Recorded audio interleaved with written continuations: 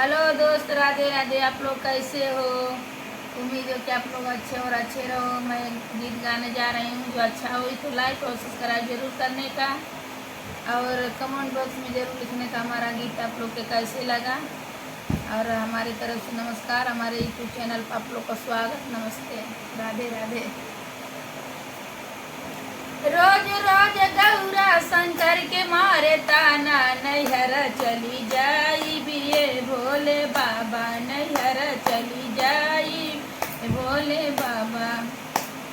रोज रोज गौरा शंकर के मारे ताना, नैहर चली जाई बिये भोले बाबा, नैहर चली जाई बिये भोले बाबा।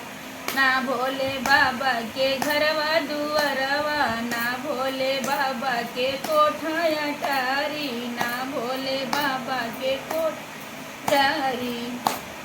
टूटही पालनिया से मोर मन भागल, नैहर चली जाई बिये भोले बाबा, नैहर चली जाई वे भोले बाबा। रोज रोज गौरा शंकर के मारे ताना, नैहर चली जाई बिये भोले बाबा, नैहर चली जाई ए भोले बाबा। ना भोले बाबा के गैया भैंसिया, ना भोले बाबा के गैया भैंसिया, ना भोले बाबा के गैया भैंसिया।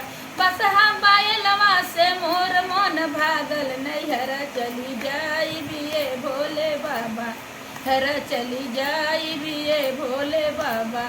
रोज रोज गौरा शंकर के मारे ताना, नैहर चली जाई बिये भोले बाबा, नैहर चली जाई ए भोले बाबा। ना भोले बाबा के पेरा मिठैया, ना भोले बाबा के पेरा मिठैया। भंगिया धतुरवा से मोर मन भागल, नैहर चली जाई बिये भोले बाबा, नैहर चली जाई बिये भोले बाबा। रोज रोज गौरा शंकर के मारे ताना, रोज रोज गौरा शंकर के मारे ताना, नैहर चली जाई बिये भोले बाबा, नैहर चली जाई बिये भोले बाबा। ना भोले बाबा के गद्दर जइया, ना भोले बाबा के गद्दर जइया। अरे तू मिर्गा के छलवा से मोर मन भागल, नैहर चली जाई बिये भोले बाबा, नैहर चली जाई बिये भोले बाबा।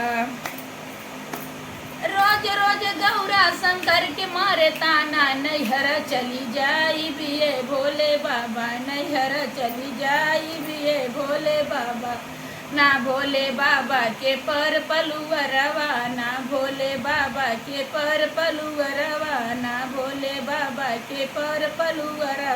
भूतवा परतवा से मोर मन भागल, नैहर चली जाई ये भोले बाबा, नैहर चली जाई भोले बाबा। रोज रोज गौरा शंकर के मारे ताना, नैहर चली जाई बिये भोले बाबा, नैहर चली जाई बिये भोले बाबा।